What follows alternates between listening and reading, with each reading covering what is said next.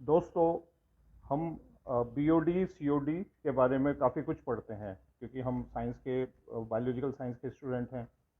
Biological oxygen demand, chemical oxygen demand और pollution, ये एक बड़ी ज्वलंत समस्या है सभी जगह पर। तो पानी का जो पोल्यूशन होता है उसमें बीओडी इसलिए बढ़ती है क्योंकि हम ऑर्गेनिक जो मटेरियल होता है उसको पानी में किसी भी तरह से बहा देते हैं, सीवेज डिस्चार्ज उसमें चला जाता है। और दूसरा जो सॉलिड वेस्ट जो हमारी गलियों में कचरा फैलता फैलता रहता है, वो बीमारी भी फैलाता है। और पॉलीथीन जिसमें से एक बहुत बड़ा एक पार्टिकुलेट्स पॉल्यूटेंट्स है, लार्ज साइज का जो मटेरियल होता है वो चौक हो जाता है। और पर्टिकुलरली गाय वगैरह हो जो होती हैं वो क्या होती हैं कि कई बार दूध की जो पॉलीथीन होती है उसको खा भी जाती हैं और उनकी वजह से उनको बड़ी कॉम्प्लिकेशंस हो जाती हैं। एक बार मैंने देखा था कि एक गाय थी, उसके पेट के अंदर से काफ़ी ऑपरेशन हुआ था उसका, और उसमें से बहुत सारी जो दूध वाली पॉलीथीन थी वो निकली थी। तो तब मैं उदयपुर में था, मेरी पोस्टिंग थी, तो वहाँ पे मैंने कई लोगों से रिक्वेस्ट की कि वो कम से कम दूध की पॉलीथीन यूज़ करने के बाद उसको खुला ना छोड़ें, उसको अच्छी तरह से डिकम्पोज करें, क्योंकि गाय उसको खा जाती थी। इसी तरह से कागज़ के टुकड़े और बहुत सारे जो कचरा गलियों में वो पड़ा होता है, सब्जी के डंठल वगैरह, वो गाय खाती रहती है। और कई बार वो होती अनहाइजीनिक होती है, तो उससे उनको बीमारी भी हो सकती है। तो पॉलीथीन के लिए मैंने जो एक बहुत साल से मैं जो काम कर रहा हूँ उसको मैं अब शेयर करना चाहूँगा आपसे, कि मैं पॉलीथीन को एक जगह इकट्ठा कर लेता हूँ। जैसे ये बॉक्स है, जितने भी इस तरह के रैपर्स आते हैं वो यूज़ में नहीं आते, वो घर में इकट्ठे होते रहते हैं। तो मैं उनको एक जगह साफ सुथरी जो पॉलीथीन होती है, इस तरह के जो पैकेट्स होते हैं उन्हें इकट्ठा कर लेता हूँ और सब्जी वाले को मैं उनको दे देता हूँ और वो उनके काम आ जाता है। तो इसमें मैं ये चीज़ अच्छी तरह से रखता हूँ, याद रखता हूँ कि कोई भी पॉलीथीन इसमें गंदी ना हो, क्योंकि उसमें सब्जी जाती है। और वो जब सब्जी वाला जिसको भी सब्जी देगा, तो संभवतः क्योंकि उसके पास इतने रिसोर्सेज नहीं होते कि वो उसकी सफाई करेगा फिर यूज़ करेगा, तो ऑलरेडी मैं उनको साफ करके धो करके, साबुन का जो पानी होता है उससे धो करके उनको सूखा करके तब मैं उसको देता हूँ। तो इससे मेरा जो प्लास्टिक का जो कचरा होता है वो लगभग रिसाइकिल्ड हो जाता है। 90-80% मेरा कचरा इस तरह रिसाइकिल्ड हो जाता है। और ये प्रैक्टिस लगभग मैं 20 साल से कर रहा हूँ। दूसरा होता है कि जैसे हमारा जो ऑर्गेनिक वेस्ट होता है बहुत ज़्यादा होता है, जिसमें मेनली जैसे सर्दी थी तो आप देखोगे चाय, चाय की पत्ती, डंठल, और इसमें आलू की सब्जियों के पत्ते वगैरह ये होते हैं। तो इसमें जो चाय की पत्ती होती है, ये सर्दी में हमने खूब चाय पी और उसका हमने खूब यूज़ किया। लेकिन ये चाय की पत्ती कहाँ जाती है? सीधी पानी के अंदर। और पानी में क्या होता है? पानी में ये जा करके सीधा ऑर्गेनिक वेस्ट बनती है, जो कि एक मैन्योर है। तो मैं क्या करता हूँ, ये भी प्रैक्टिस काफ़ी साल से मैंने की है। मैं शहर में रहा हूँ, गाँव में भी रहा हूँ। तो गाँव में तो क्योंकि वहाँ पर कूड़ी बोलते हैं जिसको, कचरे को रखने के लिए, वहाँ पर सब डाल देते हैं।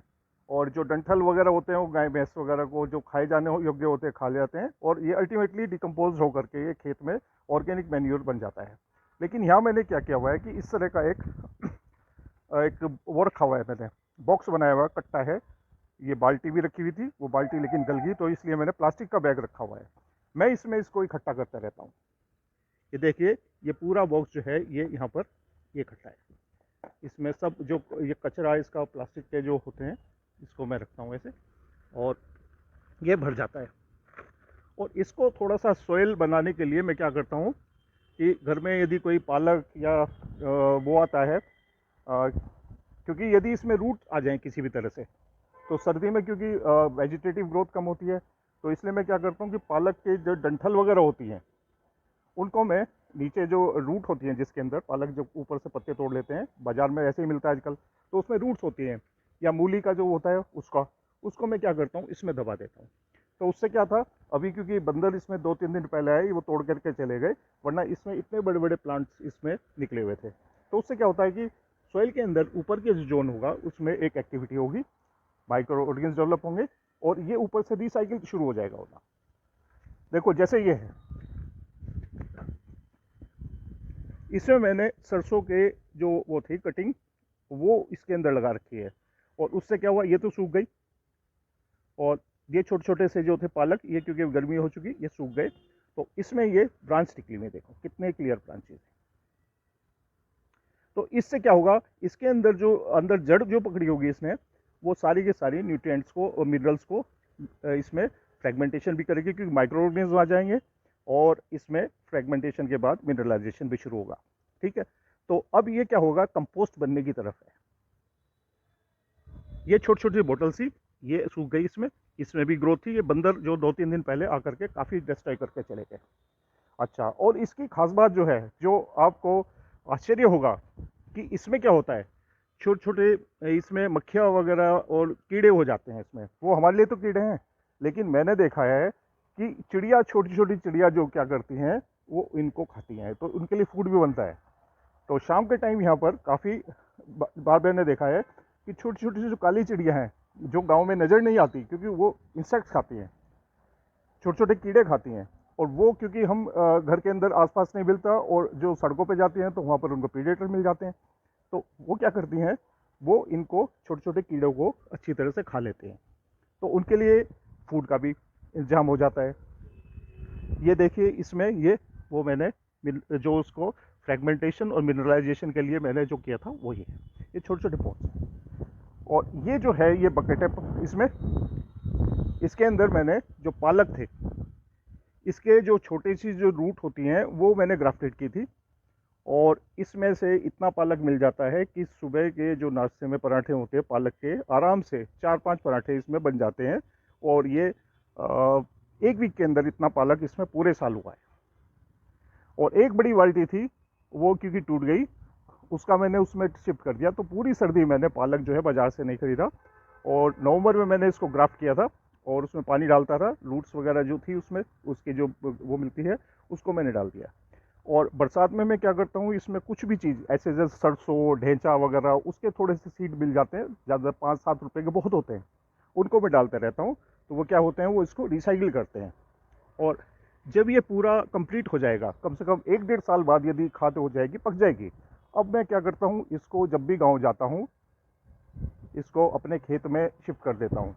या फिर मौका नहीं मिलता तो आसपास का कोई भी खेत होता है, मैं उसमें जो खाली खेत पड़ा होता है जिसमें कोई क्रॉप नहीं है, उसमें ले जाकर डाल देता हूँ, ताकि इसको खेत को वापस अपनी संपदा मिल जाए।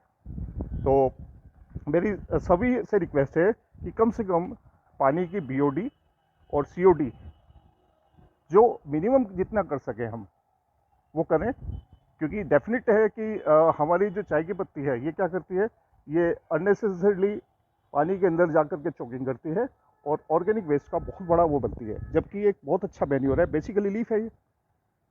और जो बाकी डंठल वो जो होते हैं वो उसमें, और जो ऑर्गेनिक कचरा है इसको हम यूज़ करके इस तरह का ऑर्गेनिक मैन्योर बना सकते हैं।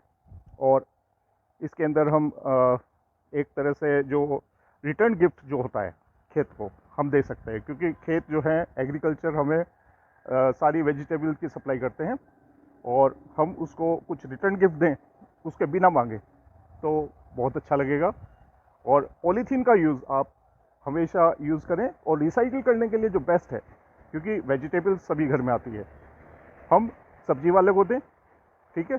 तो हम सब्जी वाले के पास थैला लेके नहीं जाएंगे, हमें पॉलीथीन वो देगा, क्योंकि पॉलीथीन का बैन हो चुका है वैसे, लेकिन फिर भी पॉलीथीन यूज़ हो रही है। और कई जगह पॉलीथीन जो है उसका यूज़ बहुत ज़रूरी हो जाता है, खासकर बरसात के टाइम में, कि बरसात के टाइम में हम कोई सामान ला रहे हैं, बारिश हो रही है, तो वो सामान ख़राब भी हो सकता है, तो उस समय पॉलीथीन का पैकेज की ज़रूरी है।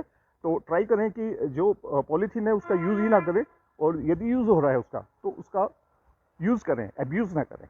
क्योंकि मेन चीज़ जो होता है, पॉलीथीन के एब्यूज़ की वजह से बहुत सारी प्रॉब्लम आती है। और ख़ासकर मिल्क की जो पॉलीथीन होती है उसके लिए रिक्वेस्ट है मेरी,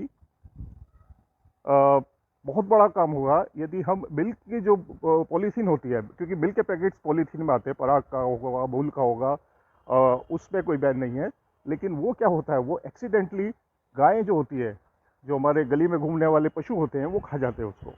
और वो क्या होता है, वो उनके पेट में जा कर के क्या कर सकता है, बड़ा हॉरिबल होता है। मुझे तो डर लगता है सोच करके कि वो किस तरह से उनका डाइजेशन उनमें टॉलरेट करता होगा, क्योंकि मैं फिजिकली भी देख चुका एक बार इस तरह का एपिसोड। इसलिए मैं आपसे रिक्वेस्ट कर रहा हूँ, और आपको शुभकामनाएं इस काम के लिए।